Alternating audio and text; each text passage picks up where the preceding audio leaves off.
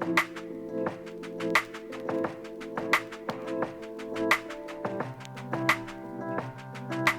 one and only. What's up, Jess? Hi, How are you? I'm good. How are you? Oh, I'm doing great, doing great. How's everything?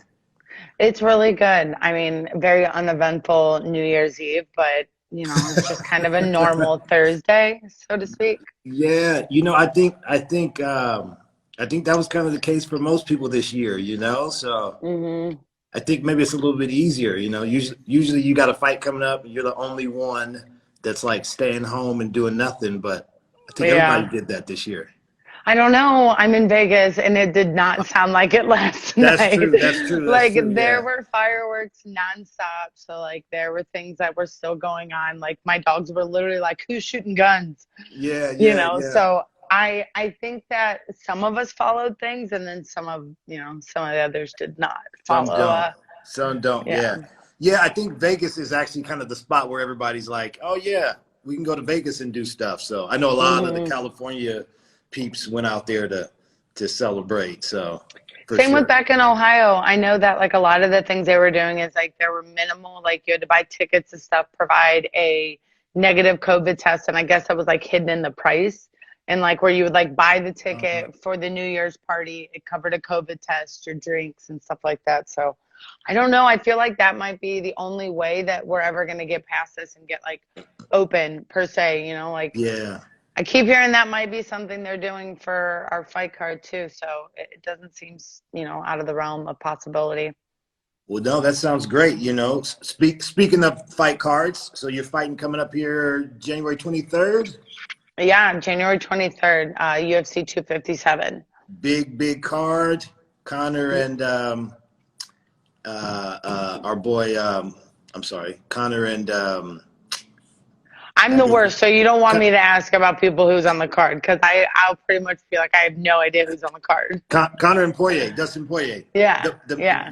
main event. Yeah, that's a big card on Fight Island. That's a major card, and you're hmm uh, you're you're you're up there with the top billing on the card. How does it feel like? There's not a whole lot of sports that have been going on. UFC's been like kind of front and center in the whole sports world, like the first major sport to get back to action. Like, how does it feel to be like in the spotlight, so heavily on such a big card? Yeah, I'm fortunate that I've always been lucky to be on big cards since, UFC 166. That was my first time I ever fought, and that was Junior Dos Santos and Cain Velasquez. So I've always been on the Yeah. big cards. So Oh, I love that. I'll rise to any occasion in that way. But I think considering what happened in my last fight and how my last main event happened, that I'm going to get a chance to kind of redeem myself on being such a big card. So, whereas other people are like, oh, I don't want to be just another fighter on a Conor McGregor card, I'm pumped to it. I can't wait to use that platform and all those people to that's finally see me and see me under a positive light instead of seeing me under a negative light, just kind of like what's happened, lately for me. absolutely. Yeah, you had a lot of problems. I don't know if a lot of people know going into that fight.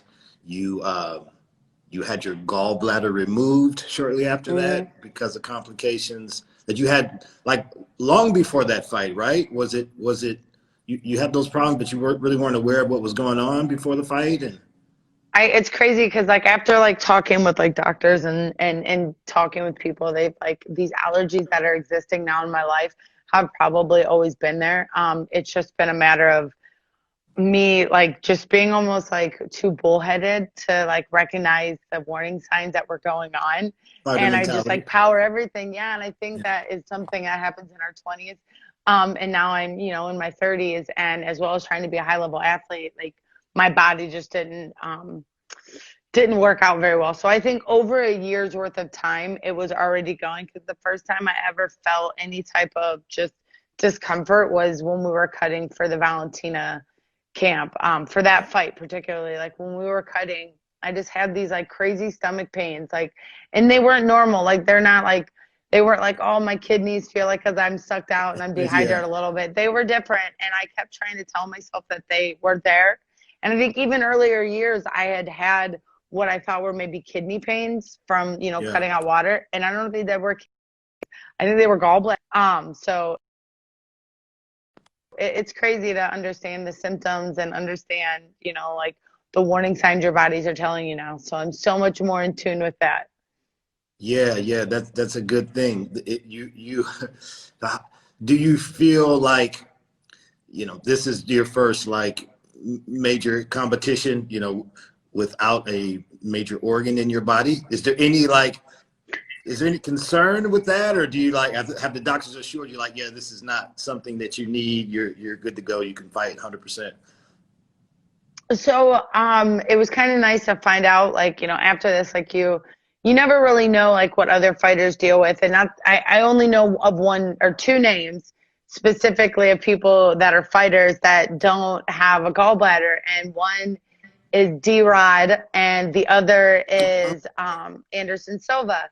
And they Okay, had yeah, lost theirs, very you know, a good. couple years back. So, and it's actually more common in women than it is in men. But the fact that I'm the only female on the roster that doesn't have a gallbladder, besides Megan Olivia, which Megan Olivia has it, so she's been kind of my, you know, my go-to girl of asking like, is this normal gallbladder stuff that, you know, dealing without having a gallbladder compared to allergies I have? Because outside of not having a gallbladder, I'm dealing with irritable bowel syndrome. So basically, my body just doesn't digest certain foods anyway. So outside of having all of that, I have this to deal with. So I have Yeah, to stay away from certain foods, which it kind of makes it easier now. Like, so when you're around your friends on the holidays and they're eating donuts from, you know, places that I can't have, I'm like, well, I can't have that. I'll just get sick anyway. So yeah, it's like, it's made it easier to be in the holidays and be around foods because now I yeah, can't eat that. Like, before, I think a part of it was like immaturity and almost like that MMA or wrestler mindset, like, oh, I'll just eat it and I'll work it off. But in all reality, yeah.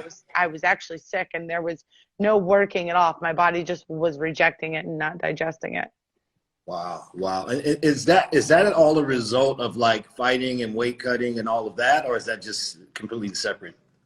No, it's actually separate. And I think over time, because like people like we try to, it's a little bit of both. So I don't want to say that it isn't, you know, one or the other. They say that, you know, people who come from traumatic childhoods, or had some type of young childhood, sorry, uh, who have dealt with some type of childhood trauma, deal with stomach and digestive issues. Okay. So it's crazy to look at it that way because I think for years I was like, oh, it's just because of cutting weight. I don't think it's that. I think it's a mixture of just the genetic makeups that, you know, make me Jessica I. You Yeah. know, the things that make me a good fighter were things that probably happened as a childhood, like that I'm dealing with now that are completely separate. And I just happen to cut weight, so now I see them more. Yeah. Gotcha. Gotcha.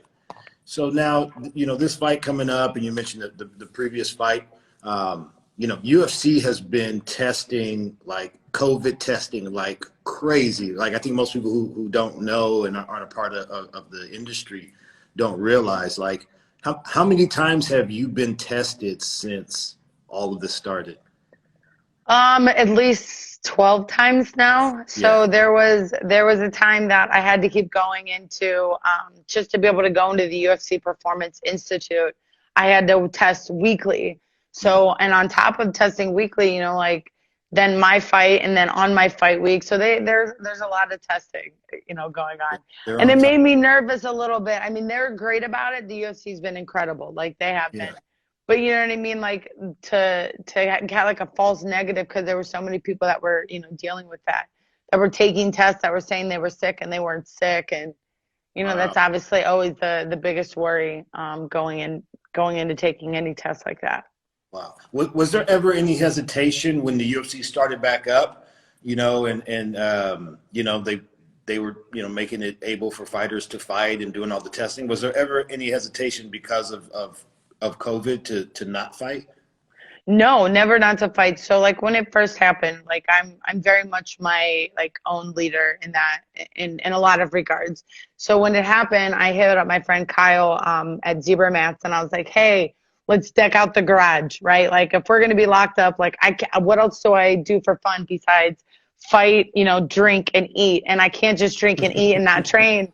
Like there's just, there's too much time, an idle mind Yeah. is the devil's workshop. So, like I didn't want to get too far away from my, my career and my job. So anyways, we decked out the garage. And then at the time, as Submission Underground was like, hey, we're going to do some competitions. You want to do one? I'm like, absolutely. And they Yeah. wanted me to go against their champ.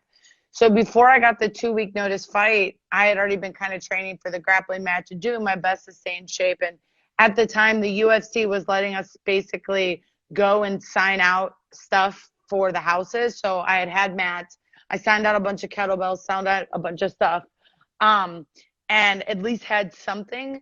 And then when I got the short notice fight, I was like, oh my God, like I have to fight in 2 weeks and I really don't have all the means. So I bought a full sauna. I bought cage walls. I put like basically a cage in my garage, as well as a sauna, assault bikes, weights, like Yeah. basically a full functioning gym in my garage.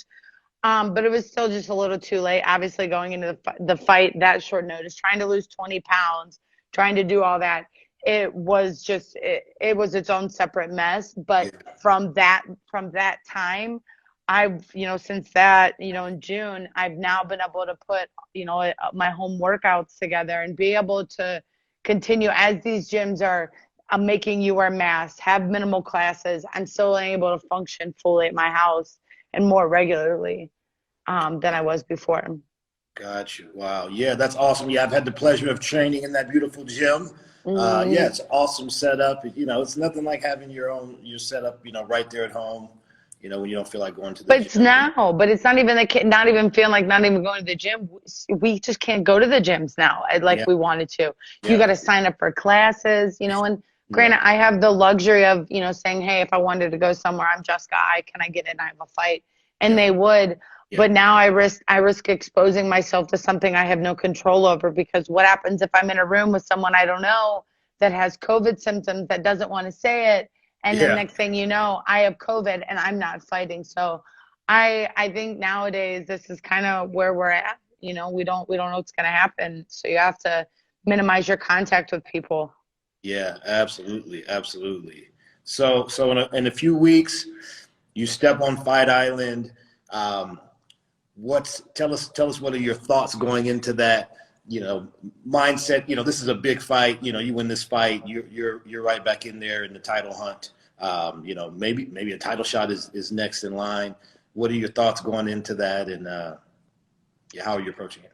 Gosh, there's so many ways I've been approaching this. I feel like I am, and I don't know if other fighters look at this the way they do, but every time I fight and I go through that time, it's like a lesson. It's like a graduation. It's like I go through years of schooling in just a few short weeks. And then, after the fight, even my perceptions change, my reflection on myself changes. I become almost a new person every single time. And I've been fortunate enough that this is going to be my 34th time stepping into an octagon to compete. So I feel more of a vet this time around, and being able to kind of look back on that and reflect on it, being like, I should be proud of all of my accomplishments, but as well as being proud of some of my failures, because now they're helping me become at my best self. So going to this fight, it's like I get to be kind of brand new in my own head, and that's all that matters, regardless of what anybody else says, because that's what's going to make me perform better. But almost like I'm given a new opportunity. I was given an opportunity to work with you in this camp, work with so many new specialists in the game that I never have been able to. My striking coach, I decided to work with someone over at the Money team, and I can't Nice. wait to show how good my hands are, and that's what I'm known as. So like I'm kind of excited to almost show like the rebirth and the releveling of myself in that way, and really just come in as like a new fighter, because at this point no one expects me to win, no one expects me to make weight, and someone expects to hear some kind of excuse that isn't really an excuse, but it's just a fact. So I kind of I'm excited to just like keep my mouth shut and just go out here and just show people and just show it, because that's how you do it on a card like this. Like Yes. Connor's gonna be having all the attention. I'm third to last. Everyone's gonna be tuning in because they don't want to miss anything big. All I gotta do is go out there, be a lady, put my hands up, do the work, and people will fall in love with me. That's what they Absolutely. want to see. Absolutely. Absolutely. I'm excited to see it. Thank you for joining us. We want to tap into some of the fans here and see if they have any questions for you. Yeah. Guys, you guys have any questions for Jessica? Shoot, and Shoot away. We'll shoot a couple at her. All right. When are you guys coming back to Vegas?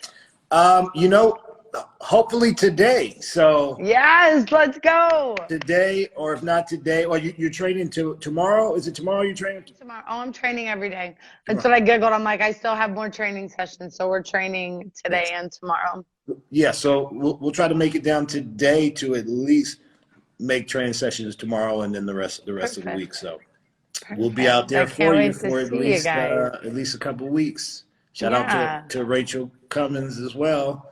Oh yes, dude, I love having her on the mat. So I love having both of you guys.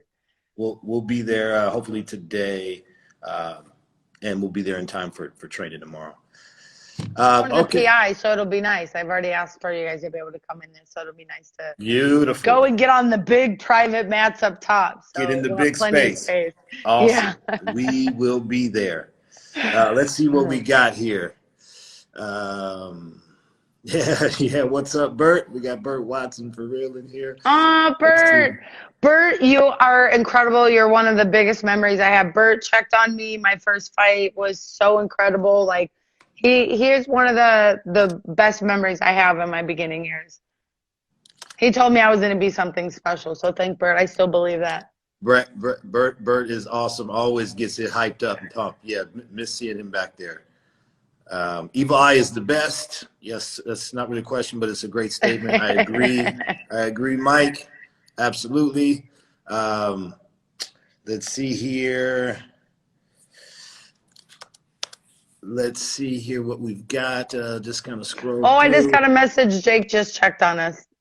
Shields? Asked me how I was doing. Yeah, I miss having him here. I've been practicing his moves, so I can't wait for him to see it. That's our brother. Shout out to Jake Shields. Always dropping the man. Knowledge. Love dude, incredible. Traveling the world and dropping knowledge.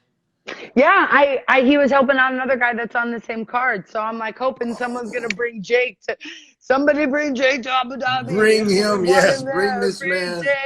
Bring this man.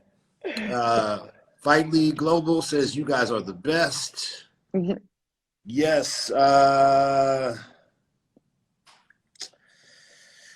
Someone asked, what do you think about Nunes's domination in the female division? She's been incredible. But you know what, though? Like, people should look back at it. She's had an interesting career. Like, it's the evolution of her. Like, her later years have been her better years. You know, she lost fights that she should have won. But, you know, like, we never really know what clicks in someone's head. It just shows, right? So there's something we don't know behind the scene. It just, like, happened. It happened one fight. You know what I mean? It was one fight, and everything has now changed in her life. And, you know, bless her heart. You know, I admire a good fighter, and she's got an admirable right hand that I love and I resonate with. So. And do you think she would beat Jake Paul in a boxing match? Yes, but so here's the thing. I do think in a boxing match, but in a wrestling match, I just think he's got the male thing going on. Agreed. And he's just bigger.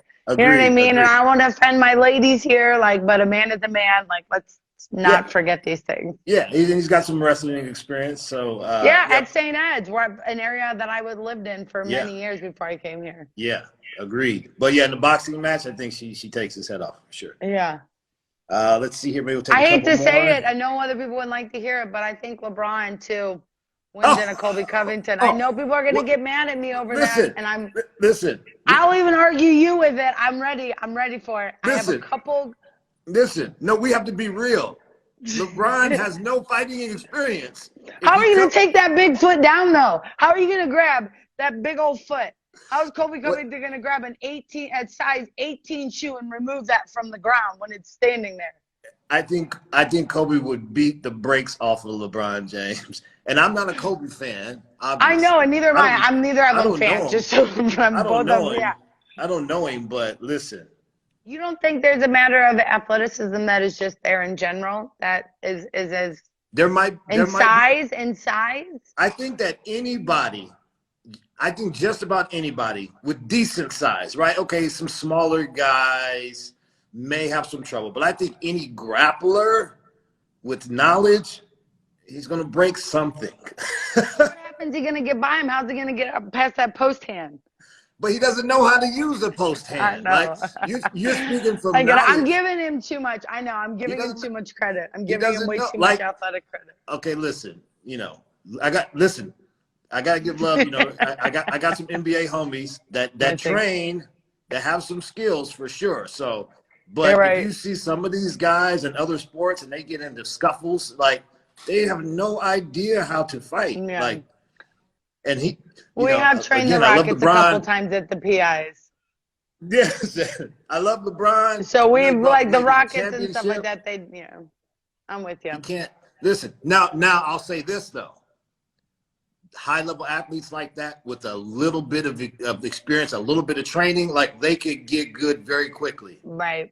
Like, Sean Merriman comes in, he trains. He's going to be a beast. Miles Garrett was training with Stipe, and next thing you know, he punched, Greg Rudolph in a game. See? So we don't know what's going to happen here. Yeah. So we'll have to watch this. Agreed. 100%, But I think with no knowledge, it's like, good luck. It's like UFC 1 all over again. You know what I mean? I can't give him too much credit. I think the athlete in me is like, but he's so big. And you're from Ohio, so. But both are from Ohio. Oh, wait, no, Kobe's. I'm sorry. I'm talking about Paul. Sorry. I was thinking of Paul. Well, well, Kobe's easy to hate too. So, He's not. You know what? I've not been on the other end of his insults, so I'd like to stay there.